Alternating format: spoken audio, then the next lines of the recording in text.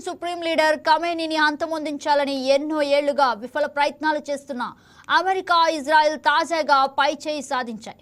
ఇరాన్పై సంయుక్తంగా నిర్వహించిన భీకర వైమానిక దాడిలో ఖమేనీ మరణించారు. ఓవైపు తమతో ఒప్పందం చేసుకోవాలంటూ ఇరాన్పై ట్రంప్ ఒత్తిడి తీసుకువస్తూనే మరోవైపు ఉన్నట్టుండి విరుచుకుపడడం వెనుక భారీ స్కెచ్ ఉన్నట్లు తెలుస్తోంది. నెలల పాటు ఖమేనీ కదలికలపై CIA, మొసాద్ సేకరించిన పక్కా సమాచారంతో ఖమేనీని చంపినట్లు తెలుస్తోంది. ఇక నిఘా సంస్థలు సేకరించిన సమాచారంతో పాటు టెహ్రాన్లోని ఆఫీస్లో ఖమేనీ ఉన్నట్లు US, ఇజ్రాయెల్ నిర్ధారణకు వచ్చాయి. ఇక శాటిలైట్ ద్వారా ఖమేనీ లొకేషన్ గుర్తించిన 15 నిమిషాల్లోనే మిసైళ్లతో విరుచుకుపడినట్లు తెలుస్తోంది. టోమహాక్ మిసైళ్లతో అమెరికా దాడులకు దిగితే ఇక ప్రెసిషన్ గైడెడ్ మిసైళ్లతో ఇజ్రాయెల్ దాడుకు దిగింది. ఖమేనీ కాంపౌండ్ పై కనీసం 7 మిసైళ్లతో దాడులు జరిపినట్లు తెలిసింది.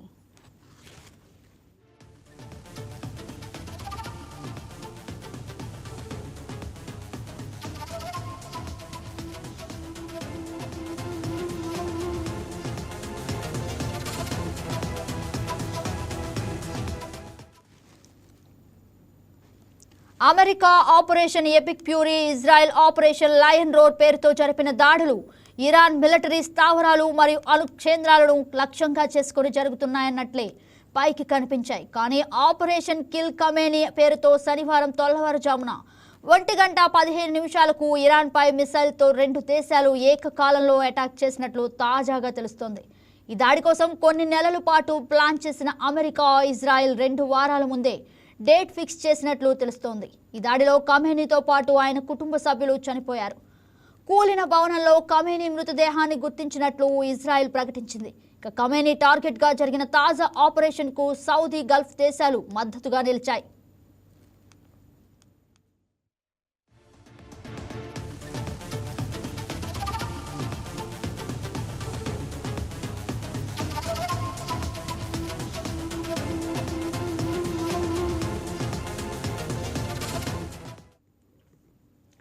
Iran supreme leader Ayatollah Ali Khamenei మరణంతో ఇరాన్ రెవల్యూషనరీ గార్డ్స్ కోపంతో రగిలిపోతోంది. అమెరికా, ఇజ్రాయెల్ దాడుల్లో గొప్ప విప్లవ నేతను కోల్పోయామని విచారం వ్యక్తం చేసింది.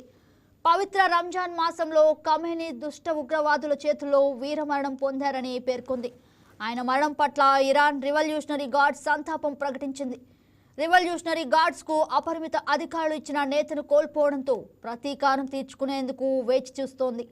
త్వరలోనే అమెరికా, ఇజ్రాయెల్ దేశాలపై ప్రతీకారం తీర్చుకుంటామని ప్రకటించింది. రివెంజ్ చరిత్రలో కనీవిని ఎరుగని రీతిలో ఉంటుందని ఇరాన్ తీవ్ర హెచ్చరికలు చేసింది. ఇంత పెద్ద నేరం చేసిన దేశాలకు జవాబు చెప్పకుండా ఉండలేమని పేర్కొంది. అమెరికా స్థావరాలపై వినాశకర దాడులు చేస్తామని వెల్లడించింది.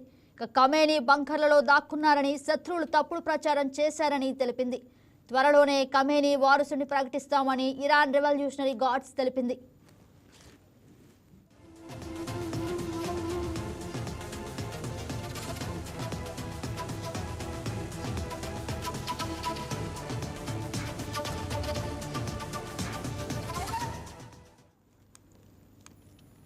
మరోవైపు ఇరాన్ మీడియా కంటే ముందే ఆ దేశ supreme leader Ayatollah Ali Khamenei తమ దాడుల్లో మరణించినట్లు అమెరికా అధ్యక్షుడు డొనాల్డ్ ట్రంప్ ప్రకటించారు. ఖమేనీ మరణాన్ని ఒక చారిత్రాత్మక విజయంగా అభివర్ణించారు.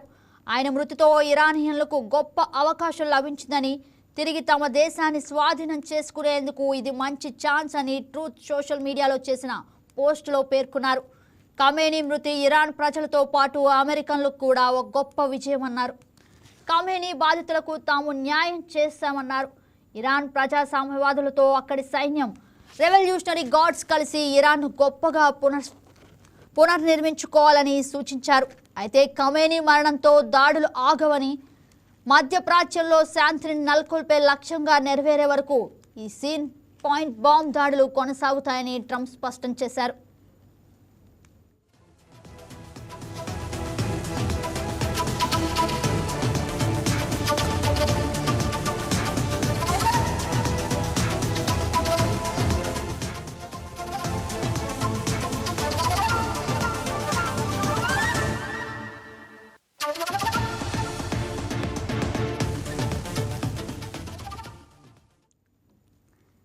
ఖమేనీ మృతికి సంతాప సూచికగా ఇరాన్ ప్రభుత్వం దేశవ్యాప్తంగా 40 రోజుల పాటు సంతాప దినాలను ప్రకటించింది. ఈ సమయంలో ప్రభుత్వ కార్యాలయాలపై జాతీయ జెండాను సగం వరకు దించడంతో పాటు 7 రోజుల పాటు జాతీయ సెలవు దినాలను కూడా ప్రకటించారు. ఖమేనీ నివాసంపై జరిగిన ఈ దాడుల్లో ఆయన కుటుంబ సభ్యులు కూడా ప్రాణాలు కోల్పోయినట్లు సమాచారం. ఒకవైపు ఇరాన్ ప్రభుత్వం అధికారికంగా సంతాపం ప్రకటిస్తుండగా మరోవైపు ఇరాన్లోని పలు ప్రాంతాల్లో భిన్నమైన పరిస్థితులు కనిపిస్తున్నాయి.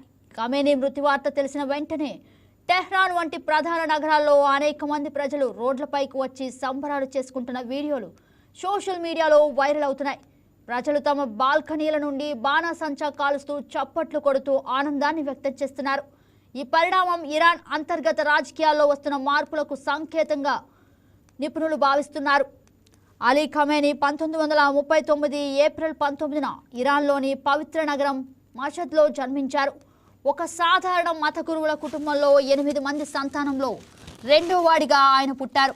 చిన్నతనం నుంచే మతపరమైన విద్యను అభ్యసించిన ఆయన తర్వాతి కాలంలో ఇరాన్ ఇస్లామిక్ విప్లవ పితామహుడు అయతుల్లా ఖమేనీగా అత్యంత సన్నిహిత శిష్యుడిగా మారారు. ఇక 1960-70లలో అప్పటి ఇరాన్ పాలకులకు వ్యతిరేక ప్రసంగాలు చేసినందుకు ఖమేనీ 6 సార్లు జైలుకు వెళ్లారు. 1979లో జరిగిన ఇస్లామిక్ విప్లవంలో ఆయన కీలక పాత్ర పోషించారు. ఆ సమయంలోనే ఒక బాంబ్ దాడిలో ఆయన కుడి చేయి పూర్తిగా పక్షవాతానికి గురైంది. అప్పటి నుంచి ఆయన ఎప్పుడు ఎడమ చేతినే మాత్రమే ఎక్కువగా ఉపయోగిస్తూ కనిపించేవారు.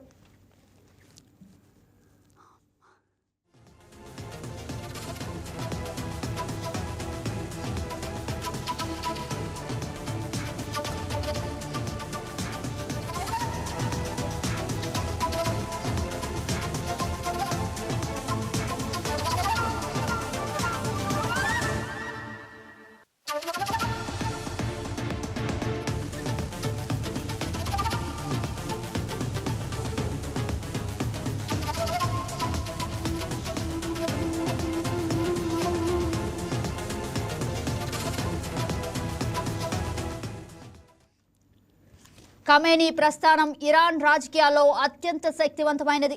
ఆయన 2 ప్రధాన దశల్లో దేశాన్ని నడిపించారు.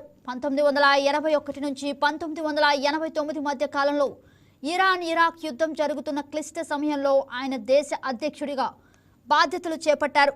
సైన్యాన్ని బలోపేతం చేయడంలో ఆయన సక్సెస్ అయ్యారు. 1989లో విప్లవ నేత అయతుల్లా ఖమేనీ మరణించిన తర్వాత Ali Khamenei Iran supreme leader అయ్యారు. ఇరాన్ రాజ్యాంగం ప్రకారం అధ్యక్షుడి కంటే సుప్రీం లీడర్కే ఎక్కువ అధికారాలు ఉంటాయి. సైన్యం, రివల్యూషనరీ గార్డ్స్ మొత్తం ఆయన కనుసన్నల్లోనే నడిచేవి. అగ్రరాజ్యం అమెరికాను మహాసాతను అని పిలుస్తూ పశ్చిమ దేశాలకు వ్యతిరేకంగా ఇరాన్ను నిలబెట్టారు. అంతర్జాతీయ ఆంక్షలు ఉన్నప్పటికీ ఇరాన్ అణు సామర్థ్యాన్ని పెంచడంలో ఆయన మొండిగా ముందుకు వెళ్లారు.